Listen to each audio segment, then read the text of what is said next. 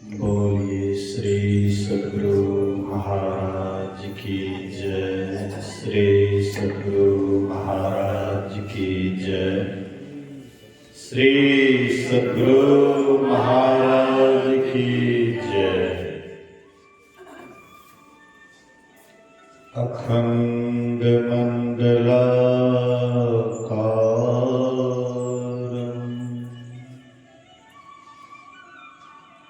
व्याप्तं येन चराचरं तत्पदं दर्शितं येन तस्मै श्री गुरुवे नमः।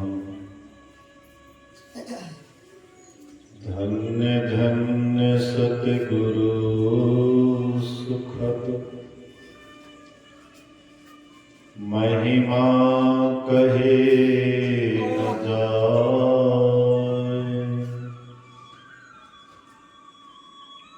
जो कछु कहो तुम्हारी कृपा मोते कछु न बसाए।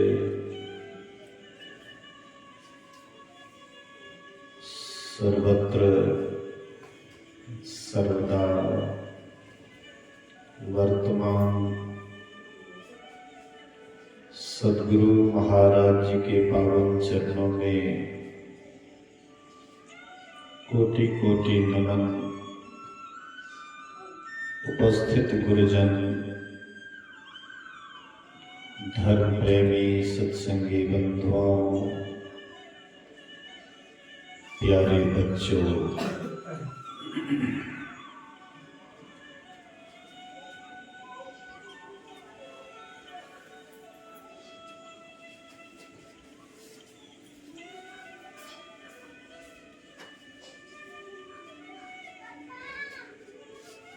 अभी हम लोग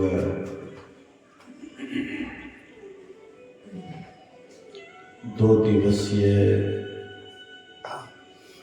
संतमत के दूसरे दिन प्रथम पाली सत्संग में उपस्थित है।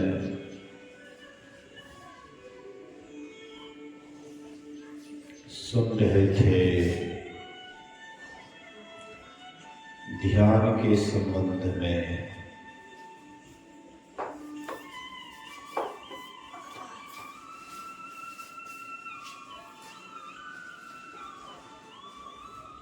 ध्यान का साधारण अर्थ है खाली।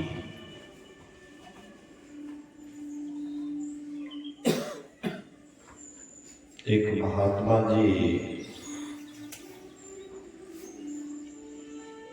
कहीं सत्संग साधना के लिए गए हुए थे। बहुत बड़े मकान मालिक सोचे कि महात्मा जी हमारे यहाँ रहेंगे। बहुत फूल आदि से सजाए हुए थे।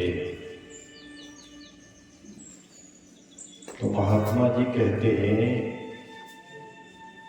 ये कमरा है या कबाड़ी खाना? कहते महाराज क्या कहते हैं, ये कमरा है? कहते इतना कबाड़ खाना क्यों जमा किया हुआ है? बोले महाराज आपके स्वागत के लिए ये सारी व्यवस्था किए हैं। बोले कि देखो, कमरा का मतलब होता है खाली। ये तो तुम इतना कचरा से भर दिया है, ये कमरा नहीं, ये कबाड़ खाना है, इसलिए इसको निकालो। कहती महाराज ये टीवी रहने दें, इसको भी निकालो। ये फूल रहने दें, इसको भी निकाल। कमरा बिल्कुल खाली करा दिए, बोले कि अब लगता है कमरा कमरा जैसे, नहीं तो पहले कबाड़ खाना जैसे लगता था। ऐसे ही हम आपका दिमाग भी कबाड़ खाना हो गया है। इतना कचरा भर देते हैं, इतना कचरा भर देते हैं कि कहीं भी हम चैन से नहीं रह पाते हैं। यहाँ पर जो इतने विद्यार्थी को पढ़ाया जा रहा है, शिक्षक क्या करते हैं? सब कचरा इसी में डालते हैं। संसार का जितना भी कचरा है सब इसी में डालते जा रहे हैं। लेकिन कभी भी कबाड़ खाना को खाली करने का नियम नहीं बताते हैं कि इसको खाली भी करो। माता पिता बच्चे को बोलने के लिए सिखाते हैं, लेकिन मौन रहने के लिए कभी बच्चे को नहीं सिखाते। बोलने के लिए जीवन भर उसको सिखाते हैं, ऐसे बोलो, वैसे बोलो, ऐसे करो, वैसे करो, लेकिन कभी भी बच्चे को नहीं कहते हैं कि तुम मौन रहो, कुछ मत बोलो, कभी कभी शांत हो जाओ, एकांत हो जाओ, मौन रहो, किसी से बात मत करो। ऐसा कभी नहीं सिखाते हैं। और जो माता पिता बच्चा को मौन रहने के लिए सिखाता है, वही बच्चा आपका आदर करता है। क्योंकि जो अपने आप में स्थित नहीं है वो दूसरे का क्या आदर करेंगे? जो स्वयं अपने का आदर करने के लिए जानता है वही दूसरे का आदर कर सकता है। मेरा एक पर्सनल नियम है कि सुबह में जब मैं जगता हूं तो कोई टोकता है तो हमको अच्छा नहीं लगता है कि काहे ये हमको टोक दिया है। चाहे कोई भी क्यों नहीं, सुबह सुबह जब जगते हैं तो कोई टोकता है तो हमको अच्छा नहीं लगता है कि क्यों टोक दिया। किसी को लगता है तो बढ़िया भले टोक दिया, लेकिन हमको अच्छा नहीं लगता है। रात में 3 सवा 3 के लगभग नींद टूटा, तो जैसे किवाड़ी खोला, उधर से साध्वी ममता जी कहती है, बाबा गर्म पानी मतलब बाबा जगह है तो गर्म पानी पिएंगे। मैं कुछ नहीं बोला। हमने सोचा कि मौन में ही कितनी मतलब जो है जवाब होता है। मौन भी एक जवाब होता है। आप कोई सवाल किए हैं, जवाब दीजिएगा, जवाब देना ही जवाब नहीं होता, मौन भी एक जवाब होता है। हम सोचे कि अपने आप समझ जाएंगे। मैं गया, बाथरूम से आया, ध्यान पर बैठ गया। वो मुझे अच्छा नहीं लगा, लेकिन उनका जो कर्तव्य था उन्होंने अपना कर्तव्य किया, लेकिन मुझे अच्छा नहीं लगा। मतलब हम बोलना हर हमेशा चाहते हैं, लेकिन कभी कभी हमें मौन का भी आदत डालना चाहिए। और जितना आप कम बोलिएगा उतना ही आपका दिमाग इतना अच्छा लगेगा, मन इतना आपका बढ़िया लगेगा कितना अच्छा लग रहा है। बोलने से ही अशांति होती है। देखिएगा, कोई बात आपके मन में चल रहा है, अगर वह बात आप नहीं बोलते हैं तो धीरे धीरे आपके अंदर शांति ही रहती है। और जैसे कोई बात बोल दिए, बस उसी समय से अशांति शुरू हो जाता है। इसीलिए हम आपको मौन रहने का भी आदत डालना चाहिए। कहते हैं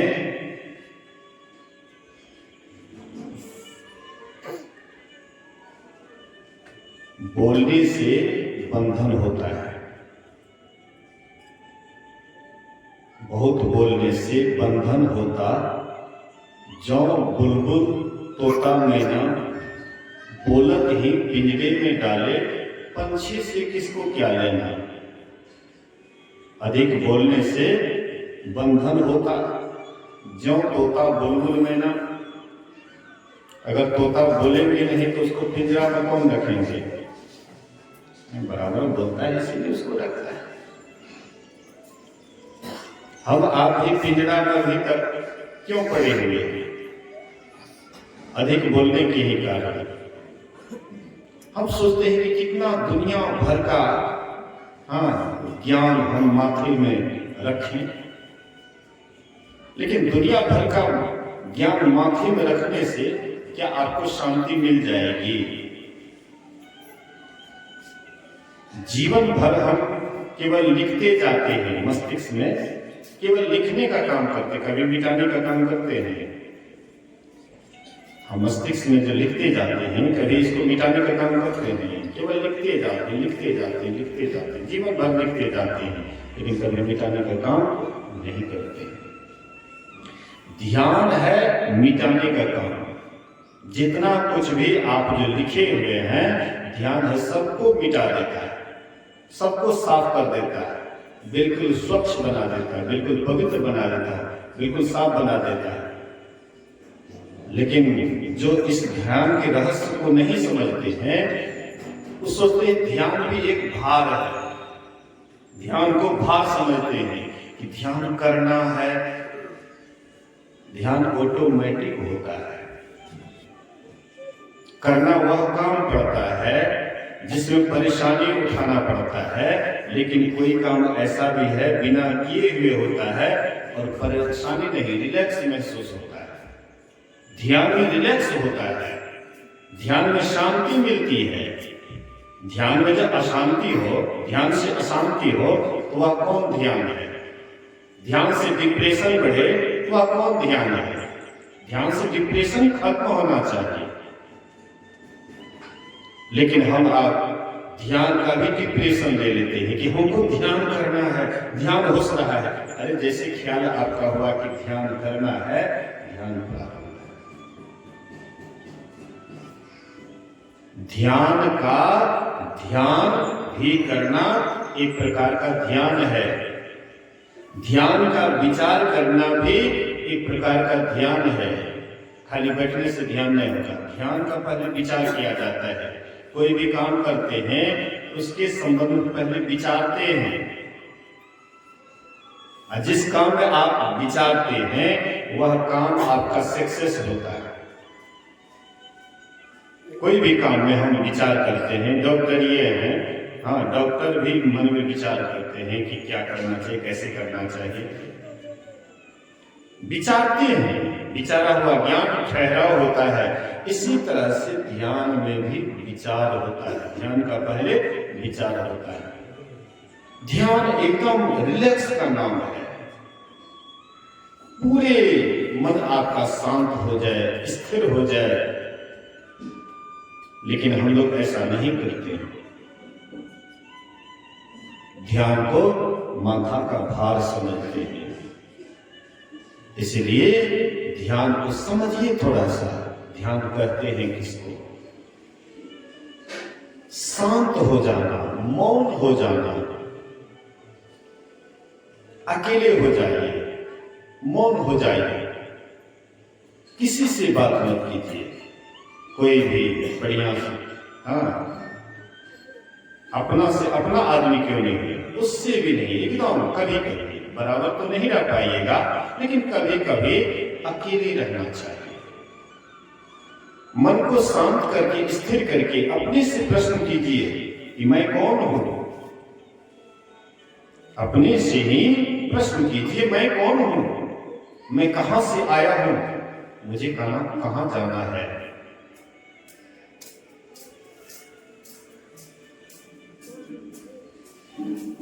लोग जब शरीर छोड़ते हैं उस समय व्याकुल होते हैं,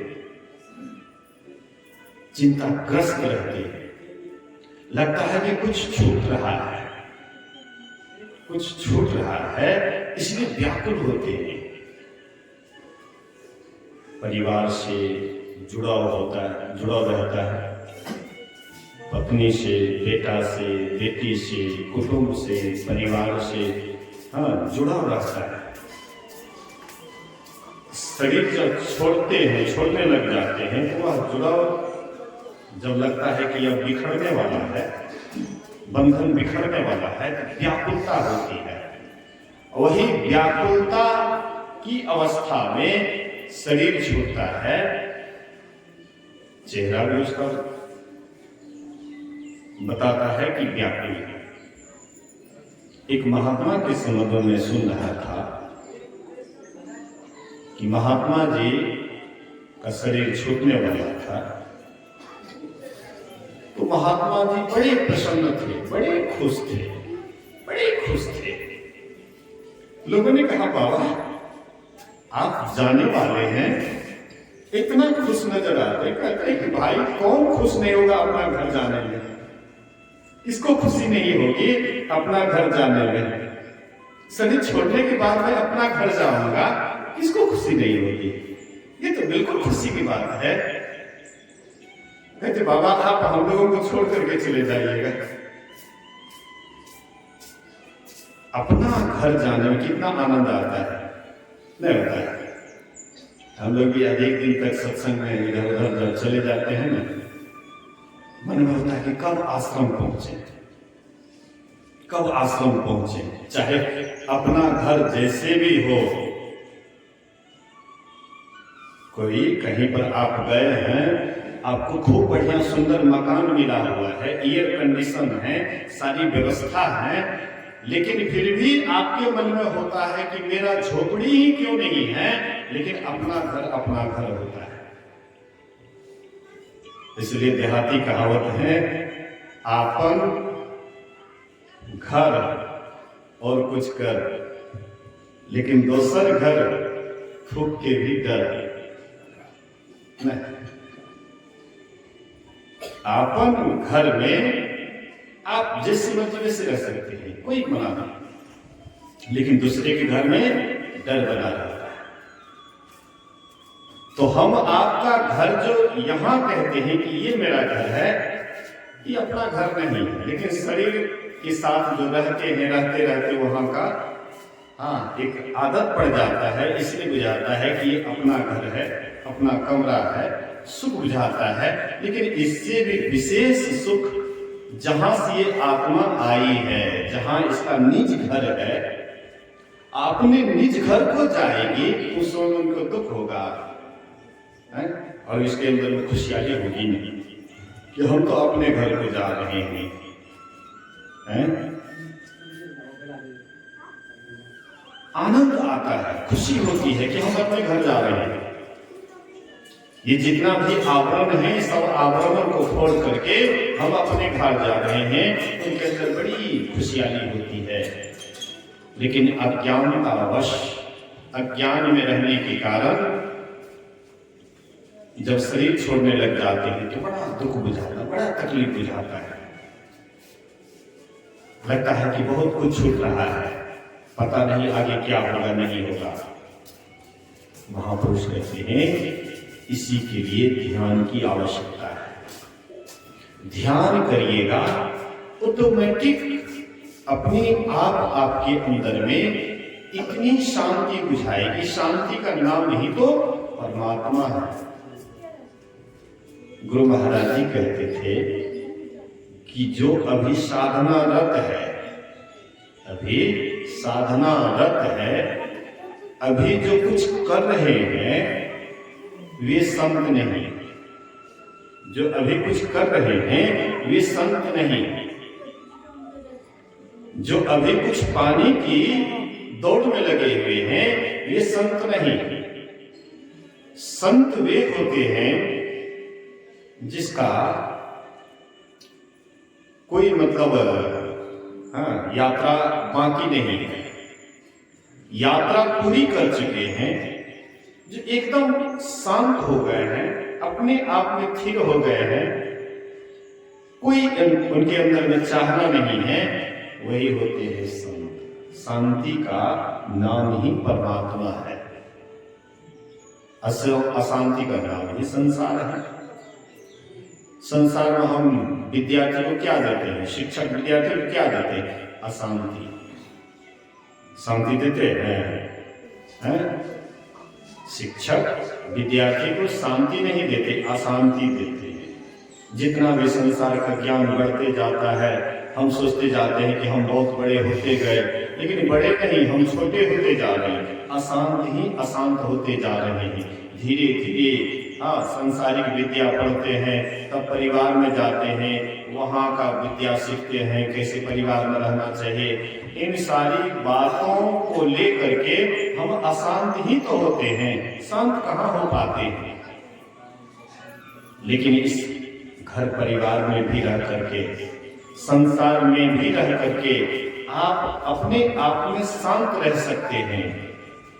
जितना आप शांत रहिएगा उतना ही आप परमात्मा की तरफ जा रहे हैं। जितना आप अशांत हो रहे हैं उतना परमात्मा से दूर हटते जा रहे हैं।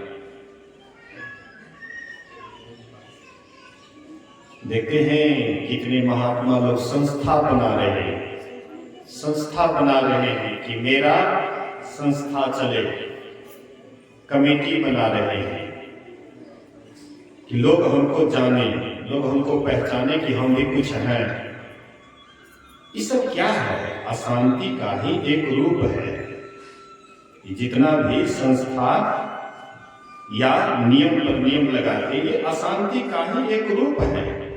हमको लगता है कि बहुत बड़ा महात्मा है, लेकिन उनके चेहरे को देखिएगा तो चेहरे से बुझाएगा कि वे अभी भी अशांत हैं। संस्था ऐसे कायम नहीं होता है, संस्था को चलाने के लिए इसमें बहुत दिमाग लगाना पड़ता है। जैसे हमारे विनोद बाबू के दोनों बेटे एक संस्था चला रहे हैं, कॉन्वेंट भी एक संस्था चला रहे हैं, इनको बहुत दिमाग लगाना पड़ता होगा। ऐसे नहीं कॉन्वेंट चलता है, इसमें बहुत दिमाग लगाना पड़ता होगा। ऐसे ही कोई भी संस्था चलाने के लिए बहुत दिमाग लगाना पड़ता है। गुरु महाराज जी संस्था क्यों चलाए? प्रचार प्रसार हो, लेकिन वो प्राप्तव्य वस्तु को प्राप्त कर लिया, उसके बाद संस्था पर संस्था में अपना ये लगाए, लेकिन अपना वो दिमाग नहीं लगाते थे। गुरु महाराज हमेशा ध्यान में रहते थे, समाधि में रहते थे। इधर कमेटी बना दिए कि अब तुम लोग इसको बजाए रहो, हम चलते हैं उधर, हम अपना यात्रा में लगे हुए हैं और तुम लोग अजरी में लगे हो। लेकिन गुरु महाराज जी अपने गुरु महाराज जी हम आपको ये भी शिक्षा दी कि संसार का काम करते हुए भी अंतर यात्रा करो। संस्था इसलिए चलाए कि संसार में भी कुछ प्रचार प्रसार हो, लेकिन इसका मतलब ये नहीं कि संसार में संस्था चलाने में ही अपना पूरा समय उसी में खत्म कर दो। ध्यान का फुर्सत न मिले, साधना का फुर्सत न मिले। हम अभी दूसरे को सुधारने में खूब लगे हुए हैं। खास करके संत के जो महात्मा लोग हैं वो दूसरे को सुधारने में खूब जोर दिए हुए हैं कि संसार का भला हो, लोग सुधर जाए। लेकिन हम कहाँ हैं? कभी हम अपने तरफ झांकते भी नहीं हैं कि हम कहाँ हैं। सत्संग करते हैं दूसरे को सुधारने के लिए है ना, प्रचार करते हैं दूसरे को सुधारने के लिए है ना, लेकिन हम कहाँ पर हैं कभी इस पर विचार नहीं करते हैं। यही नहीं विचार करने के कारण हम आपकी दुर्गति हो जाती है, चाहे महात्मा हो या सत्संगी हो। दो महात्मा थे, दो महात्मा संगी साथी। एक महात्मा का शरीर छूट गया, एक महात्मा का शरीर छूट गया, उसको जलाया गया। एक दो दिन के बाद जब गए ढूंढने के लिए दूसरे महात्मा, तो देखते हो सड़क पर बैठा हुआ है भूत बंद करके। श्री सदगुरु भूत बंद करके सड़क पर बैठा हुआ है। ये महात्मा कहता है कि अरे तुम इतना सत्संग ध्यान करता था, फिर भी तुम भूत जोन में चला गया। तो वह न किया करके कहता है क्या करेंगे। शरीर छोड़ते समय इधर उधर का ख्याल हो गया, संसार की तरफ संसार का ख्याल हो गया, इधर उधर ख्याल चला गया, इसलिए मेरी दुर्गति हो गई।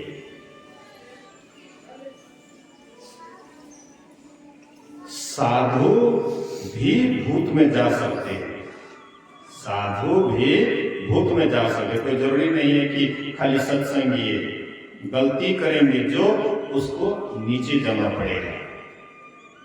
लेकिन हम आप दूसरे को नहीं सुधार करके अगर स्वयं सुधरने लगे तो ये संसार स्वर्ग जैसे हो जाएगा। लेकिन हम दूसरे की तरफ जो जाते हैं यही सबसे बड़ी दुख का कारण है। हम अपने तरफ कभी झांकने का नाम ही नहीं लेते हैं कि हम क्या कर रहे हैं। हम दूसरे को उपदेश कर रहे हैं, लेकिन हम क्या कर रहे हैं कि कभी भी हम विचार नहीं करते हैं। इसीलिए ना तो हमारा सुधार होता है ना ही दूसरे का सुधार होता है। गुरु महाराज जी अपना सुधर गए तो पूरा दुनिया को सुधार लिए। हम लोग अपना सुधरे नहीं हैं, चलते हैं दुनिया को सुधारने के लिए। इसलिए संत महात्मा कहते हैं कि पहले अपने आप को देखिए, अपने आप की तरफ झांकिए, हम क्या कर रहे हैं, कहीं मेरे अंदर में कोई त्रुटि तो नहीं हो रही है। देखिएगा तब पता लगेगा। अपना कभी अपना नहीं दिखाई पड़ता है, लेकिन जब अपने तरफ देखते हैं, ध्यान क्या है, अपने तरफ देखना। जब अपने तरफ देखने लग जाते हैं तब बुझाता है कि मेरे अंदर में क्या क्या था, हम कहाँ पड़े हुए थे। इसलिए महापुरुष कहते हैं ध्यान करिए, सब कोई ध्यान कीजिए। केवल प्रचार में रहिएगा तो आप न तो अपना भला करिएगा न दूसरे की भला कर सकते हैं। अपने आप को देखिए। सत्संग दो प्रकार का है ना, गुरु महाराज जी कहते हैं नित्य सत्संगति करो बनाई, अंतर बाहर द्वे विधि भाई, धर्म कथा बाहर सत्संगा, अंतर सत्संग ध्यान अभंगा। अभी हम लोग सोचते हैं कि स्तुति विनती कर लिए, चाहे ध्यान किए या ना किए, कोई अंतर नहीं पड़ता। सत्संग तो कर लिए। अब बाबा साहब के समय में ये सब नहीं था, खाली ध्यान था। बाबा साहब के समय में ध्यान था, यह स्तुति विनती नहीं था। तब क्या करते थे वे लोग? ध्यानी नहीं थे, बाबा साहब के एक पर एक ध्यानी शिष्य थे। ध्यान की मूल प्रधानता देते थे, ध्यान को ही मूल मानते थे। स्तुति विनती तो गुरु महाराज जी बनाए ना,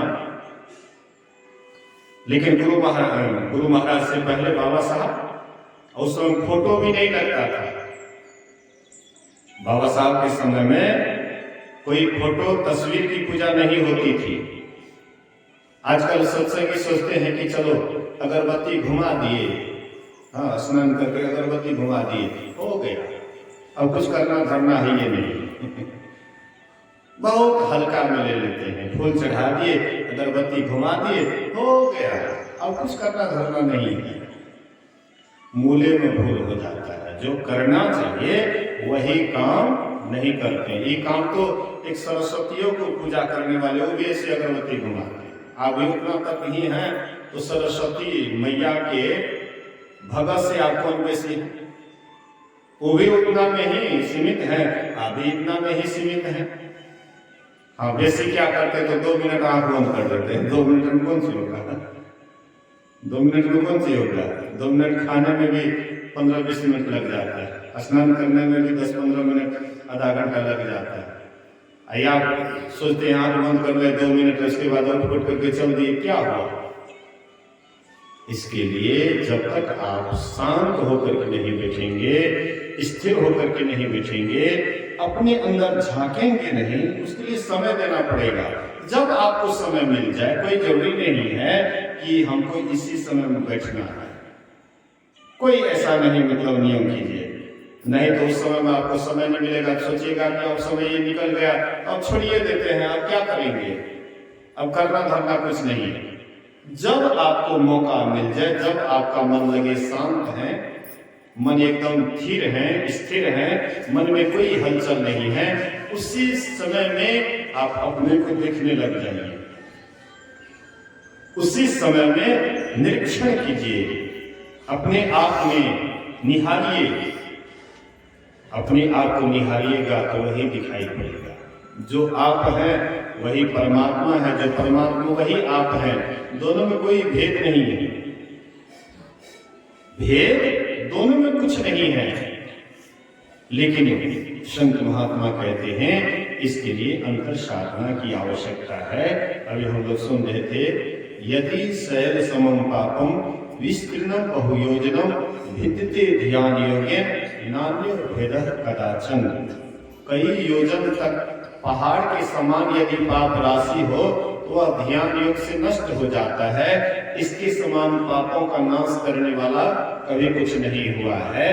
तो अब हम आपके अंदर में एक सवाल पैदा होगा कि हमारा पाप नाश होता है या नहीं होता है, हमारा मन साफ होता है कि नहीं होता है। आप अपने आप को देखिए, जब आपका मन ध्यान की ओर प्रेरित होने लगे तो समझिए कि आपका पाप क्षय हो रहा है, इसीलिए आपका मन ध्यान की तरफ मुड़ रहा है। और जब आपका मन ध्यान से अलग होने लगे, ध्यान से हटने लगे, तो समझ जाइए कि आपके मन पर पाप अधिक सवार है। हाँ, पाप अधिक पापी मन है, इसलिए ध्यान नहीं करना चाहता है। और जब पुण्यात्मा मन होता है तो ऑटोमेटिक अपने आप मन में होता है कि हम ध्यान करें, एकांत तो बैठे, शांत हो जाए, कोई मन में विचार ना हो। आप एक एक बात का निरीक्षण कीजिएगा, एक एक बात पर विचार कीजिएगा, आपको स्वयं पता लगेगा कि मेरा पाप नाश हो रहा है या पाप बढ़ रहा है। रामकृष्ण परमहंस जी महाराज कहते थे कि संसारिक पलड़ा अगर भारी होता है तो आध्यात्मिक पलड़ा हल्का होता है। जब आध्यात्मिक पलड़ा जब भारी होता है तो संसारिक पलड़ा हल्का हो जाता है। आपका मन संसार की तरफ अधिक लग रहा है या परमात्मा की तरफ अधिक लग रहा है, आप अपने मन को देखिए कि मन किधर आपका ज्यादा चिंतन करता है, ज्यादा मनन करता है, किस पर विचार करता है। इसलिए बराबर चिंतन कीजिए, मनन कीजिए। यदि शैल समम पापम विस्तृतम बहुयोजनम भिद्यते ध्यान योगे नान्यो भेदः कदाचन। कई योजन तक पहाड़ के समान यदि पाप हो तो अभी ध्यान योग से नष्ट हो जाता है। जैसे बहुत बड़ा रुई का ढेर है, एक छोटा सा चिंगारी मार दीजिए तो तुरंत वह रुई का ढेर जल करके राख हो जाता है। ऐसे ही जन्म जन्मांतर का किया हुआ पाप से आप पार उतर जाते हैं, पाप जल करके राख हो जाता है। लेकिन कब? जब आपका मन ध्यान में लगने लगता है, ध्यान में मन एकाग्र होने लग जाता है। इसलिए ध्यानाभ्यास करो सद सदहि चातक दृष्टि बनाई हो। लखत लखत छवि बिंदु प्रभु की ज्योति मंडल धर सिधाई हो। आपके भीतर में परमात्मा का नाद, परमात्मा की ज्योति, बिंदु में नाद बोले रैक दिवस सुहावनम, बिंदु में नाद होता है। आपके अंदर में बिंदु भी है और नाद भी है। ये शरीर क्या है? शिवालय है। हम बाहर के मंदिर को साफ सुथरा करते हैं, धोते हैं, साफ सुथरा करते हैं, लेकिन कभी भी यह शरीर को हम मंदिर नहीं मानते। बाहरी के मंदिर को मंदिर मानते हैं, लेकिन अपने शरीर को कभी मंदिर नहीं मानते। इसलिए शिव जी का दर्शन नहीं होता। ये शरीर शिवालय है। विष्णु मंदिर हैं। परमात्मा बिंदु के रूप में और नाद के रूप में प्रतिष्ठित है। जब हम अंतर साधना करते हैं वह बिंदु और नाद का दर्शन होता है और तभी परमात्मा की ओर से संकेत आता है। वह संकेत को जो सुनते हैं तो जिनके संकेत को सुनते उधर खींचे चले जाते हैं। परमात्मा के आवाज को जो सुनते हैं वह परमात्मा की तरफ खींचे चले जाते हैं। अंत में परमात्मा का भी दर्शन होता है, जीवन निहाल हो जाता है, सार्थक और सफल हो जाता है। इसलिए सबको यह काम करना चाहिए।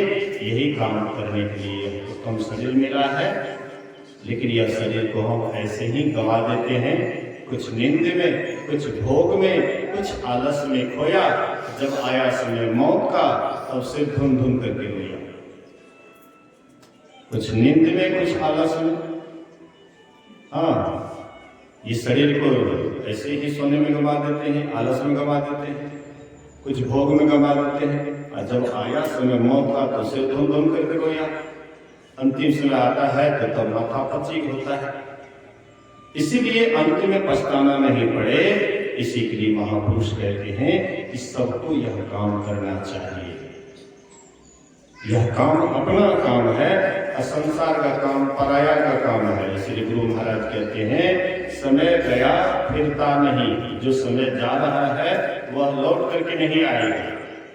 समय गया फिरता नहीं, झट ही करो निज काम। जो अपना काम है, निज काम है, वह जल्दी से कर लो। और जो बीता सो बीतिया। अब हो कहो गुरु नाम कहते हैं जो बीत गया वह तो बीत ही गया, वह तो लौट करके नहीं आएगा। लेकिन जो बचा हुआ है उसका तो कम से कम सदुपयोग कर लो। लेकिन हम लोग क्या करते हैं, जो बीत जाता है, ओहो ये समय बेकार चला गया, तो फिर अफसोस में वह समय बिताते हैं। जो समय बीत गया वो अफसोस में बिताते हैं। उसके बाद जब समय आता है तो फिर उसको टाल देते हैं। टाला टूली दिन रीता, एक नहीं बहुतों बीता। ये टाला टूली करते करते कई जन्मों से ये टाला टूली चल रहा है। आज कहे मैं काल भजूंगा, काल कहे फिर काल। आज काल के करत ही अवसर जासी चल। अवसर बीत रहा है, अवसर बीते मन पछती है। अवसर जब बीत जाएगा, हाथ से जब जवानी निकल जाएगी तो फिर आप कहीं भी निहारिएगा तो नहीं मिलेगा। एक बूढ़ी माई घना लिबा हुआ नीचे लाठी टेकते हुए जा रही थी। उधर से 4-5 युवक आ रहे थे। तो युवक कहते हैं माई नीचे में क्या खोज रही है? घना लिबा हुआ तो नीचे देखती हुई जा रही थी। युवक कहते माई क्या खोज रही है? वो माई कहती है बेटा मैं जवानी खोज रही थी। कहाँ जवानी खो गया, कहाँ हेरा गया जवानी, उसी को मैं खोज रही हूँ। ये जवानी बीत जाएगी तो फिर ध्यान भजन कुछ भी नहीं होगा। शरीर आपका कमजोर पड़ जाएगा, अस्वस्थ हो जाएगा, फिर ध्यान भजन नहीं होगा। जब तक शरीर में शक्ति है, जब तक आपके शरीर में शक्ति है, आपका मन ठीक है, शरीर स्वस्थ है, तब तक यह काम हो सकता है। जो स्वस्थ शरीर में साधना कर लेते हैं वह आदत जब बन जाता है और स्वस्थ होने के बाद भी वह आदत काम में आता है। जो जवानी में ध्यान भजन करते हैं वही आदत बुढ़ापा में भी काम आता है। जो जवानी में नहीं करते हैं, जवानी में सो करके गपशप करके इधर उधर करके समय बिता देते हैं, बुढ़ापा में जो कहेंगे ध्यान भजन कर लेंगे, साधना में उन्नति कर लेंगे, बिल्कुल नहीं होगा। जब समय था करने का तब तो आप किए नहीं, और जब समय बीत गया है तब आप सोचते हैं करने के लिए, ये कभी संभव नहीं हो सकता। इसलिए समय के रहते सोच लो, समय के रहते बना लो शाही जीवन को। समय जब बीत जाएगा वहां आंसू से क्या होगा। इसीलिए सुनहरा अवसर का लाभ लीजिए, समय समय पर ध्यान कीजिए, समय समय पर सत्संग कीजिए। सत्संग से प्रेरणा मिलती है ध्यान करने की। गुरु महाराज कहते थे जिस सत्संग से ध्यान करने की प्रेरणा न मिले वो सत्संग नहीं है। जिस सत्संग में बिंदु नाद की चर्चा ना हो वो सत्संग नहीं है। मतलब सत्संग करते ध्यान करने की प्रेरणा के लिए ही, लेकिन लोग इधर उधर की बात में, कथा कहानी में समय व्यतीत कर देते हैं, बढ़िया बढ़िया कथा कहानी कह देते हैं, सत्संगी को बढ़िया लगता है, लेकिन वह बढ़िया तभी तक लगता है जब तक वह सत्संग सुनते हैं, बाद में वह छाप उसके अंदर नहीं रहता है। लेकिन जब आप ध्यान करते हैं, साधना करते हैं, तो उसका छाप आपके मन पर पड़ता है, वही छाप काम करते हुए भी याद रहता है। जब आप ध्यान करिएगा, ध्यान में जब मन एकाग्र हो जाएगा, ध्यान में जब मन लगने लगेगा, उसके बाद आप इधर उधर का काम भी कीजिएगा तो ख्याल ध्यान की तरफ रहेगा।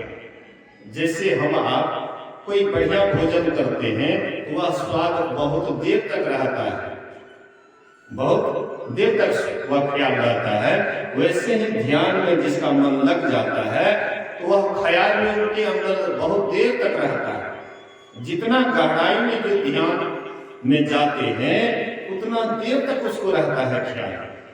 काम करते हुए भी उसका मन ध्यान में ही रहता है, लेकिन इसके लिए जो ध्यान करेंगे वही इस बात को जानेंगे, और जो नहीं करेंगे तो उनको क्या पता। इसलिए सब आदमी कीजिए, इसी से हमारा इहलोक और परलोक बनेगा। अभी का सत्संग आरती के बाद समाप्त होगा, फिर अपराह्नकालीन सत्संग है, थोड़ा सवेरे से शुरू होगा ताकि सवेरे इसको समाप्त किया जाए। बोलिए श्री सद्गुरु महाराज की जय।